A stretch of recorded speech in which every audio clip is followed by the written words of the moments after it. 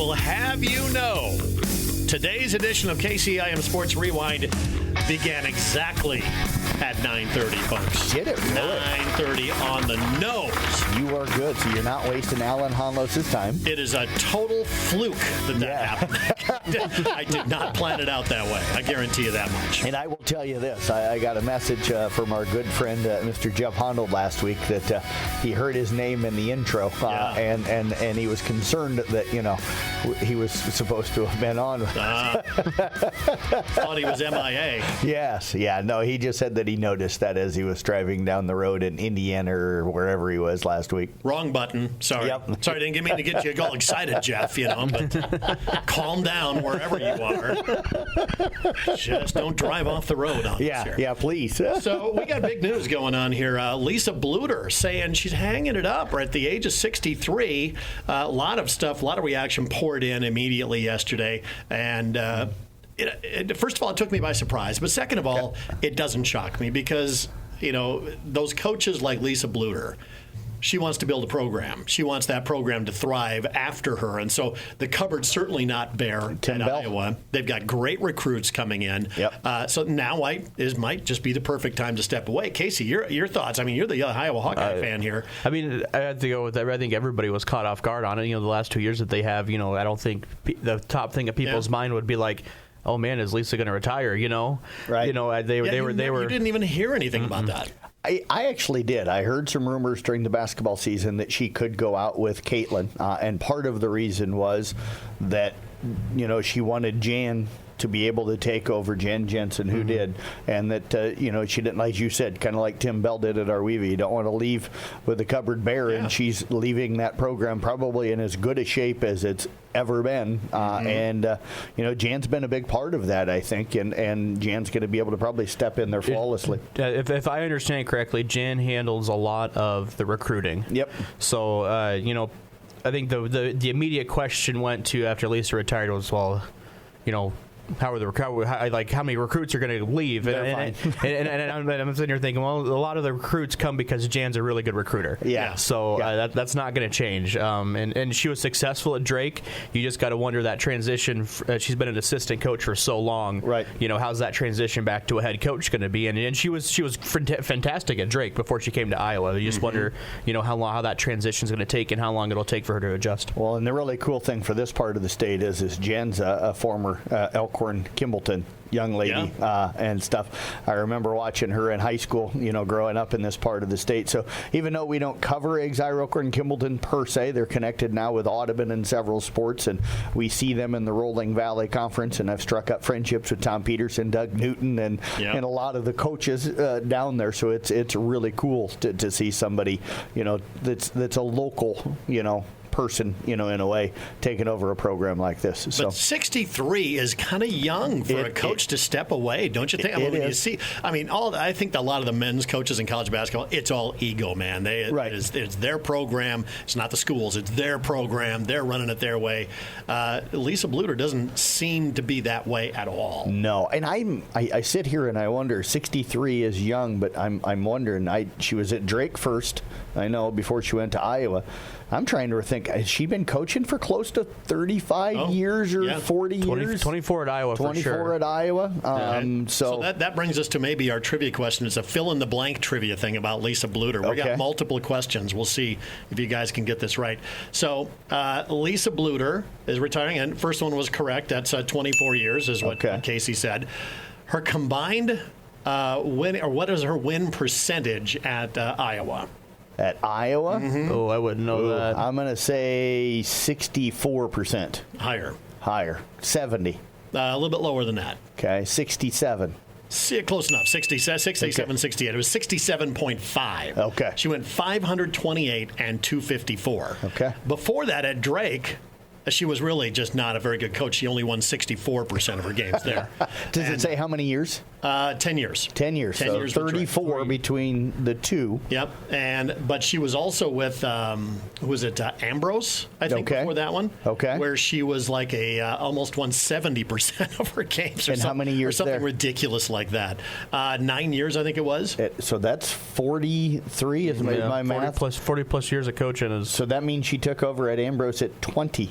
So straight I'm out assuming of school. I'm assuming St. Ambrose. Yeah. I would assume because that's where's that, Dubuque? Yeah. Yep. Yeah. So I sit here and I'm like, I can understand stepping away at the age of 63 after being a head coach for 40 years of your life. That's a long time to do that. I'm going to correct that. She won 82% of her games at St. Ambrose. St. Ambrose. Yeah. National Coach of the Year in 1990 there. How many NCAA tournaments? Oh, A lot. Yeah. I have need a no number. clue. 19.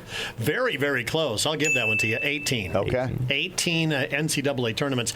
How many straight 20-win seasons to cap off her career? 6? Is that what it's been? 6 or 7? Yeah, but she's had more. To cap off her. So are you asking like this stretch? Yep. Okay. Is that In a row, 20-win seasons. Is it 6 or 7 that she's had or more? I think it's more. Okay. Because they've been on a tear the last 6 or 7 years. I know that for sure. Yeah. I want to say like 10. Okay. That's in the middle. 8. 8. Okay. 8 for that one. So last one we got here was, let's see, where was I going to go with this one? This one is, I had a really good one too. Anyway, we'll come back to that one. How many losing seasons in her 24 years at Iowa? None. No, that's incorrect. She had 5? nope, less than that. 2. Nope, less than that. 1. There you go. Okay. 1 losing season in 24 years. So for everybody listening, saying that Iowa's going to go back to the bottom of the Big Ten after Lisa Bluder retires, they were never there. Yeah. 3-time Big Ten Coach of the Year. She was the 10th winningest coach in all of college women's basketball. All-time leader in wins at Iowa. All-time leader in wins for the Big Ten. Yeah, and anybody that thought they were struggling before Lisa Bluder, Vivian Stringer was the coach prior to her. She's a Hall of Famer and legend. Yeah. So and won national championships at Rutgers. Yeah. She's probably one of the 10 greatest coaches that's ever paced the sidelines of women's basketball. So to think that Iowa women were struggling before Lisa Bluder, that's not the case at all. I think part of it is because not a lot of people watch women's basketball, and then all of a sudden Caitlin Clark gets there, and Iowa's two national championship appearances. They're like, Iowa must have not been relevant before then, but they were. They had Megan Gustafson, who was a national player of the year 2 years before Clark got there. Right. The Doyle girl was a Big Ten, player of the year. Yeah, I mean, honestly, you look at it, how many player of the years, that'd be an interesting candidate. Player of the years here in the last decade has she had in the Big Ten? Because Megan won 2. Megan won 2. Iowa Clark won 2 or 3. I can't think of the Doyle girl's name, but she won it her senior year at Iowa. Yeah, because you had a stretch there of post players that were like the dominant player in the league for several straight years. Yeah, it was incredibly fast how Iowa named Jan Jensen to replace her. But you think about the situation that she's taking over as compared to what Bluder came into. Lisa Bluder was the hot young coach, right? Following up the legend C. Vivian Stringer, and now you've got Jan Jensen, the longtime assistant coach, taking over for a legend in Lisa Bluder. So yes, 2 little different things going on there, but. 33 years on the bench for Jan. How long is she going to be the caretaker at Iowa? Right. Yeah. That's what you wonder as well. I mean, she, and stuff. But you wonder if they'll have a succession kind of plan in place for 20 years or whatever it is when she decides to step away as well. But man, I can't believe that you're trying to ask me Iowa trivia, dude. Next week, can we do some Iowa State or help me out here with some Nebraska all trivia? Nebraska bowling trivia next week. How about that? I'm good with that. Hey, the Nebraska men's track team won the Outdoor Big Ten Championship 2nd year in a row, baby. Wow, you know what? I didn't know about that. I didn't care about that one either. So, all right, a little useless knowledge trivia for this morning. Absolutely. I got to throw out something that I know. So, let's talk about this one. I got a call a little bit ago from Tom Getzinger. Tom Getzinger said, all right, I got a question for you Rewind guys. And I know somebody out there has the answer to this. Yeah. When was the last no-hitter thrown against Kemper baseball? And again, they said last night it was through 6 innings. Through 6 innings. Josh Langle broke it up to start the 7th. But, yeah, they were down 9-0 going into the bottom of the 7th last night. And Tom, ended a up, huge Kemper baseball guy, and he was like, I don't know the answer, he said, and just wanted to know if anybody out there did. Yeah, I can't remember one. As you and I were talking, I came in 2004, so I spent a few seasons under Spieler and stuff, and he had a great program. And then since then, Randy, and, I know they've had some some games where maybe they didn't have a ton of hits, but I can't ever remember, a no-hitter in the time that I've been here. Now, I don't have a great memory anymore, so that doesn't mean anything, but I certainly don't remember it. So, Randy, if you're listening, because I know Randy, him and I chatted about that, or Jerry, and so Randy always said that, he's like, thanks for bringing me up every now and then on Regal. Or Dan down there in Coon Rapids. Dan down in Coon Rapids, he might know as well. He's a great historian of all of that. Yeah. So if anybody knows, especially the people that know me, just shoot me a text, or if you know John and you got his number, shoot him a text and let us know. I don't give out my number. Don't you? No. Yeah. I got so many former coaches that have it. Yeah, exactly. So that's somebody out there wants to know the last no-hitter thrown against Kemper baseball, and I thought that'd be a great question this morning. Glad it was not last night. Let's just say that. Kidding. So, yeah, because we're off in the baseball, softball season already before even the spring sports wraps up. That's kind of crazy. This time of the year might be the busiest ever. It is. I mean, of all the whole year now. It is. Yeah, it's. This is the third year of it, so it's kind of starting to settle into it just a little bit. But, I will say it's weird. I didn't get into the baseball frame of mind until about 10 minutes before first pitch last night, because you're literally, I'm literally 2 minutes from going on the air, and I'm still texting back and forth with golf coaches last night about the golf tournaments that they were in yesterday, trying to get results and talking to them about how they did. So it's like, all of a sudden I kind of spun and went, I got to go on the air in 2 minutes. I better, baseball. Baseball. How do you call baseball? With how we do the summer sports stuff and how we just kind of walk around and, be seen. Yeah. I look down, I'm set up, and I look down at my thing like, I should probably go on the air. Oh yeah, I got to do that. I got to do this game on the air. That's right. You spend the entire spring walking around talking to coaches and kids at events, and you don't have to worry about broadcasting anything. And then all of a sudden, it's like, good thing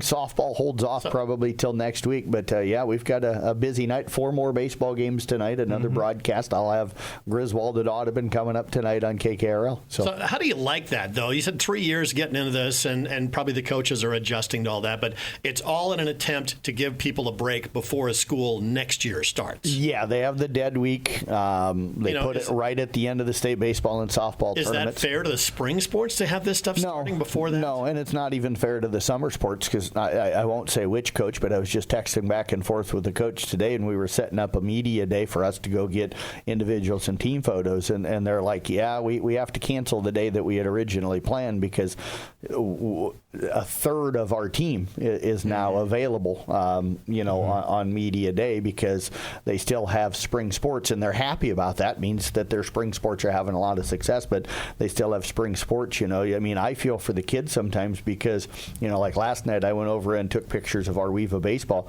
Wyatt Regaler, who made state, had to go do track practice, and then shows up at 4:30, for baseball practice, and they've been practicing for an hour already, and stuff. And you sit here and you're like, you got kids, and I get it. A lot of people will say, well, they got to learn how to, schedule things, and you got to learn life. And I get all of that. But, I still go back to a story that I heard, a year or so ago from a parent. And it's like, okay, I have a kid that gets up at 6 o'clock in the morning. Actually, it was 5:30 in the morning, and goes to a morning job because they do stuff with hog lots, and stuff. Then they come home, or they shower at the place. They go to weights. They're there, a little after by 6:30 or so in the morning.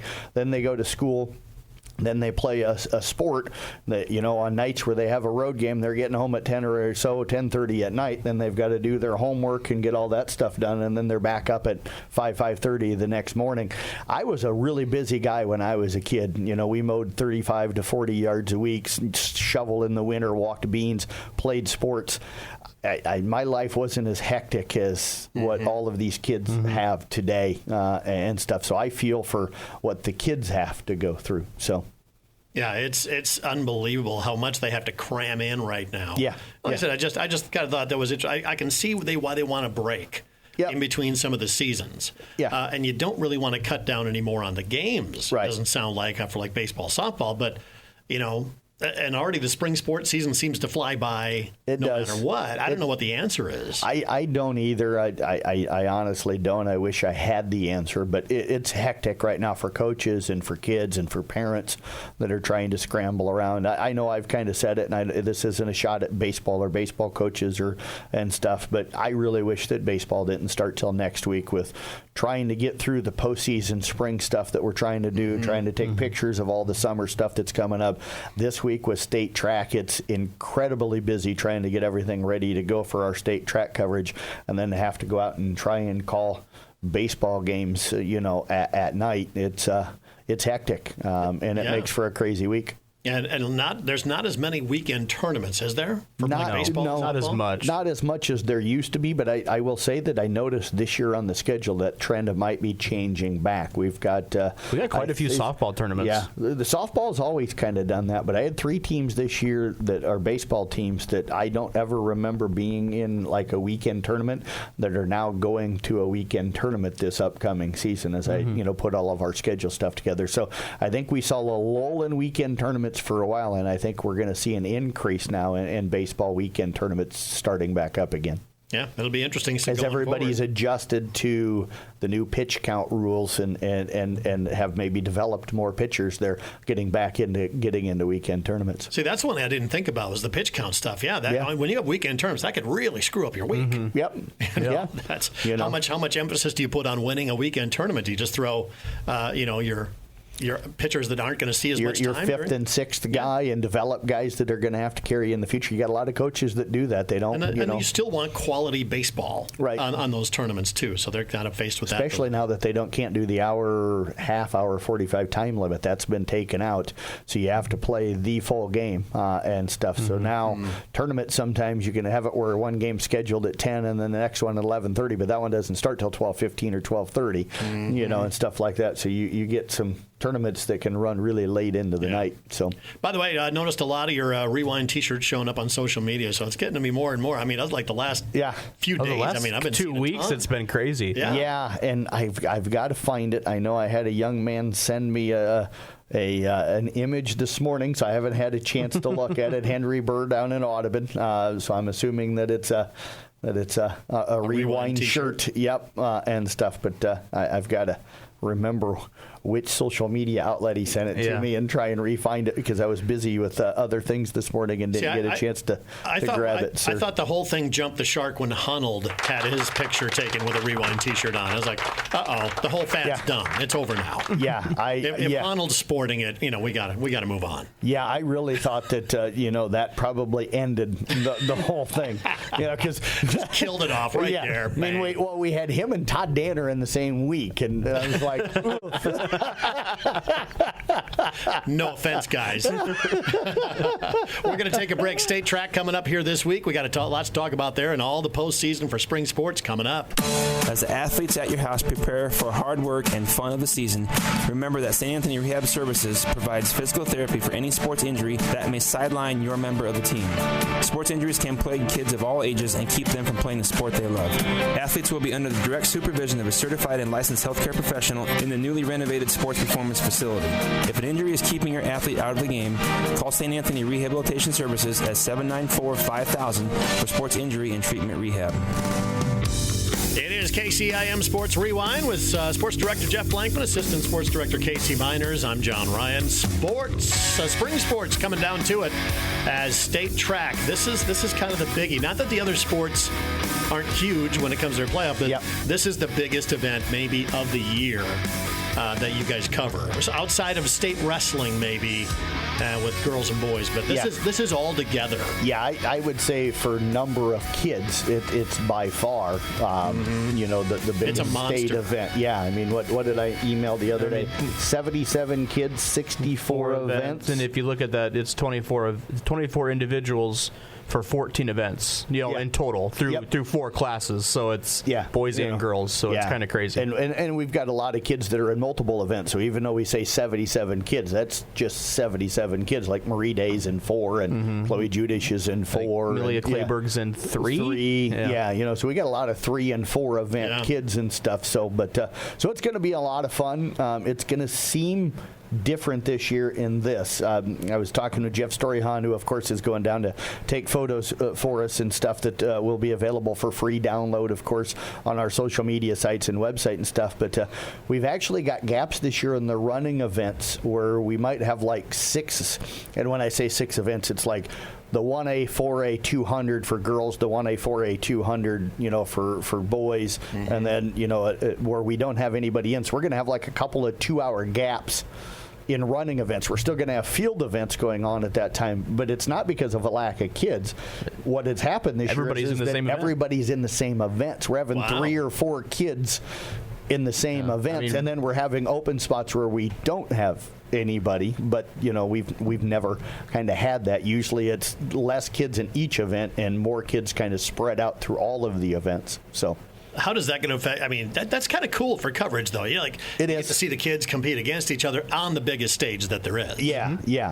It'll make, when you have 3 or 4 different relays or 3 or 4 different individuals all in the same race, it's going to make it a little tougher. We'll still get it, but it'll make it tougher trying to get the video interviews with everybody, because it's not too hard when you have 2 kids, coming off the track at the same time to be able to grab them and say, hey, hold on a second, I'm interviewing so-and-so first, and then I'll get to you. But now when you got 3 or 4 of them walking off and they scatter, they don't all walk together and go the same direction. You got to, try and flag them down and stuff like that. But, we'll make it work, and we always have people that help us out a little bit. But, looking forward to it. I think it's going to be a lot of fun. I've told people before that as much as I love every other sport we cover, state track to me is kind of my favorite event for state events to go and cover, because it's quick. It's really long days, but you get to see so many. We'll see kids down there this week that'll run an event or throw in an event that all of a sudden they'll announce over the PA. It's like they are now ranked 3rd in the United States, and stuff like that. And then you see those type of things every single year. So it's really cool to see that elite level of athletes down there every single year. So who are we going to see contending for state title? Do you guys have any? Marie Day? Marie Day, potentially in all 4 events. Yes. Because I think the Carroll girls in the 4x4 are seated 4th. Seated 4th. A little bit of, I think, surprising, but a good thing. Peyton Sheridan's Trayvon Keeley is seated second in the high jump, a freshman. And the interesting thing with that, didn't qualify automatically, because in Class 1A, they only take the state qualifying champion. He finished second at his state qualifying meet. So the guy that seated number 1 was the guy in his meet, so he had to qualify as a non-automatic qualifier. And I think the kid that automatic qualified jumped 6'5", Trayvon jumped 6'4", so they're like right there. Yeah. And that's insane that they both came out of the same district. Came out of the same district. Yeah, tremendous young guy. I got to admit, I teased Marie a little bit last night. She was sitting at the Kemper baseball game, and I walked over to her and I says, just to prepare you, I says, a minimum of 4 video interviews over the next couple of days, and I'm guessing several more than that. So, and she kind of looked and laughed, and she says, I'll start prepping for them. Pull the scene out of Bull Durham. We got time to work on your cliches. Yes. I just taking a look at other people. Evan Adams in the discus has got a chance. I don't know. I think Emma Coolman maybe in the shot. Yeah, she qualified at a 39 in the shot, and I think the girl that seeded 1 threw a 42, which Emma's reached 42 this year. Yep. So I mean, and I think that came at the Drake relays. It did. So I mean, you're back where you threw your PR. So I mean, I think Emma in the shot put's got a decent chance. Relay wise. Besides the Carroll girls 4x4, I think we have a couple other ones seated in the top 10, but off the top of my brain, I can't remember. Yeah, nobody probably in the top 5 besides that 4x4, but we've got some other events, and you're always going to see things that are going to go down there. And I can remember the Arweva girls shuttle hurdle here a few years ago, maybe 3 years ago now, went down and were seated maybe 11th or something like that, and then ended up like 2nd or 3rd, because they got into the finals and ran their best 2 races of the year down at the state meet. So it's awesome. I can still remember, Paige Danner taking like 28 seconds off of her time in the mile or whatever down at the state meet. So as I mentioned earlier, the performances that you get to see. So that is great. It's just a madhouse too. It is. It's just a mass of kids running all over the place, and you love to see it because some of these kids are wrapping up their sports careers. Yep. Some are just starting their sports careers. Like you said, a freshman that's going to be competing for the high jump on Peyton Chardin, and it's insane. Everybody at different levels. Yes, absolutely. And just so everybody knows with our coverage, I think radio updates are going to be on Kick as usual, correct? Yep. So Nick Brinks is going to be sitting up in the press box down there. Cush position up in the press box. We're going to make sure he's really busy. So he's going to be updating a specific page on the website. So go to the Brinks Exterior Sports Report and stuff, and that'll be posted each morning, but it'll have the entire schedule for the day. So he'll update pretty much immediately as soon as an event is done. He'll update how the local kid did. We're also going to have Jeff Storyhan down there taking pictures. We'll get a picture of every athlete. That'll go on that page as well. So on that page, you'll get the video interviews that Casey and I will be doing. Those will go up on our YouTube channel, our Facebook and Twitter page as well. Nick's page will go out on the website, Facebook, and Twitter. Plus, he'll update on the radio as often as he can. Like I said, when we have some, dead times where we don't have anybody competing in running races, it may not be as often. But he'll do those radio updates. He'll update the website, that stuff again on Twitter and stuff. So you're going to get video interviews with every kid. You'll get a picture with every, like in a relay, it might not be everybody in action. It's hard to get 4 relay kids, and stuff, but it'll be probably the group at the end or the group before when they're warming up or something. But Jeff will do a great job doing that, and then Casey and I will get all the video interviews. So all of that stuff will be up and stuff, and then we'll have a Brinks Exterior Sports Report at the end. So don't look for the Brinks during the day. It'll be a special one that Nick's posted, and then Casey and I will write a recap of the entire day at the end of the day, and that'll be on the Brinks. But on that webpage, you'll get where they finished, their times, their throws, all of the information that you need, along with pictures and video interview, all of that posted almost immediately. The video interview will take a little while because it's got to upload and stuff like that. But all of that will be available in one place. 2 things. Nobody covers the state track meet better than you guys do. Right. Nobody has the people and the crew that they bring down for that. So that's a huge advantage. And second of all, Nick, I didn't call you a cush job person. It's your job was cush. So you got the inside protection from the sun and all that other stuff. Yeah, you can say he's got the cush. It's supposed to be really nice down there. Is it? Okay. I think it's supposed to be really nice down there. So you're telling me they've taken all the rain out of... Because when I had looked the other day, that was like rain Thursday, rain Friday, rain Saturday. There's like a 40% chance of rain at most on some of those days, like Thursday. Because I've got according to my phone, I've got a 70% chance of thunderstorms on Thursday. Is that for here or is that for Des Moines? No, that's for Des Moines. Okay. That's Des Moines. I've got Des Moines posted. Okay. Earlier in the morning, so that'll be on Thursday. But yeah, the farther out you get, the better off the weather's going to get, like 30% chance on Friday. But then Saturday, absolutely beautiful. It's going to be about 84, which will feel like 120 down there on the turf. I'm good with that, man. Give me the heat. I'm so disappointed. Casey, how you feel about sweat and everything? I just got done golfing 2 tournaments last weekend, and my arms are burnt. I don't know if I want to sit out there in 84. Yeah, well, I will just say this. One of the things that when they moved the state track up, a week or two here a few years ago, that's been a bummer. I used to go down and get torched, and burnt every year, and I haven't done that the last few years because it hasn't been warm enough. So you give me one day, I'll come back nice and tan. So there you go. So that is state track. Of course, we got everything else: tennis, soccer, golf. I mean, it's all coming down to it. It is. Kemper boys tennis yesterday qualified for the state meet. Audubon and Kuhn played well, or did I say tennis? Yeah, sorry, golf. Audubon and Kuhn played well yesterday, but fell short. Caleb Gaffney of South Central Calhoun also was trying to get in as an individual and fell short. Kemper girls tennis team is playing today over in Boone. They started at 9 this morning, and they're trying to advance in. The Kemper boys will play over at Boone tomorrow, and I had to laugh because Josh Lang was like, yeah, there's a little rivalry between us. It gets a little heated, so but they've got a couple of rounds to get through, but been playing really, really well. So congrats to Coach Bill Meyer and all of the Kemper boys golf team. Maverick Schwabe was medalist again, shot under par at 69. Got a decent chance to go up to state and do really well. Yeah, I think they'll contend, and Maverick will contend, I'm sure, as an individual.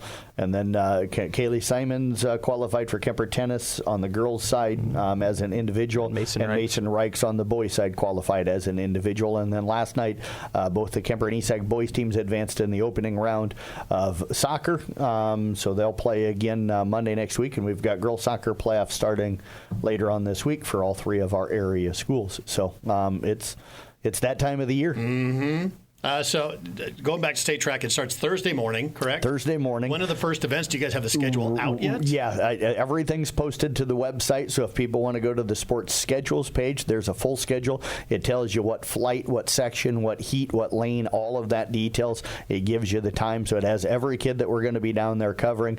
And if you look at the 9 o'clock on Thursday, I think we have 3 shot putters, a discus, 2 shuttle hurdles, and either a high jumper or a long jumper. So we're going to have like 7 or 8 events going on that all start right at 9 o'clock on Thursday morning. So it's, I talk about the gaps. There's no gap right away on Thursday morning. It's going to be insane. So just real quick, your days are going to begin at what time are you going to get to the track? We'll be at the track by probably a little after 7 o'clock in the morning. So, Casey's going to have to learn to get up at 6 a.m. to be able to get showered and have a little breakfast before we go. And then usually we get done there between 8:30, 9, sometimes 9:30. And then we grab a bite to eat and head back to the hotel and start typing up everything that we need to type up, and that'll include baseball and the golf and tennis and stuff in soccer that'll be going on. Luckily, I don't think we're jam-packed with other things the rest of the week besides the tough one I think is going to be Friday. We have 4 baseball teams playing Friday night, so that'll be a little bit of an addition coming up on Friday night. But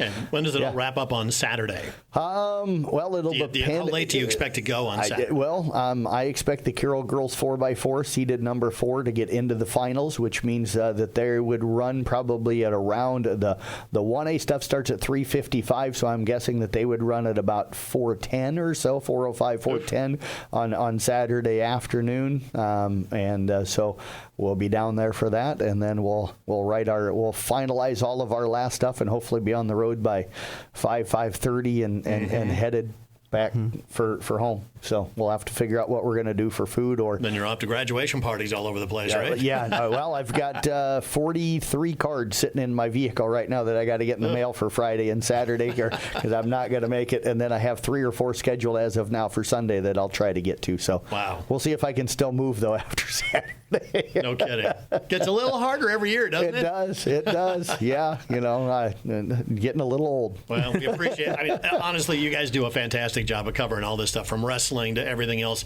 Over the years, we kind of developed that new way of covering things, more of it online, but gives you much better coverage. Yeah. I mean, then we could possibly bring you here on the air. And I know we're a minute or two over here, but I do want to give a shout out, to all of the guys over the years. And a lot of them, are guys that aren't full-time employees here. Nick Brinks and Jeff Honnold and Todd Danner and Jeff Storyhan that have went down over the years. Steve Nutzman went down with me one year and helped out. So, and now Tyler Bruner, who is here and now down in the Kansas area and now KC, we've had a lot of different people that have Macy Snyder last year jumping in and helping us with our coverage. We've had a lot of people and a lot of them, again, non-full-time people that burn a couple of days of vacation at their full-time jobs to be able to go down and pitch in and help us. So. Well, now I feel bad picking on Honnold and Danner about their Rewind shirts. Dang it. I don't. And on that note, we end KCIM Sports Rewind.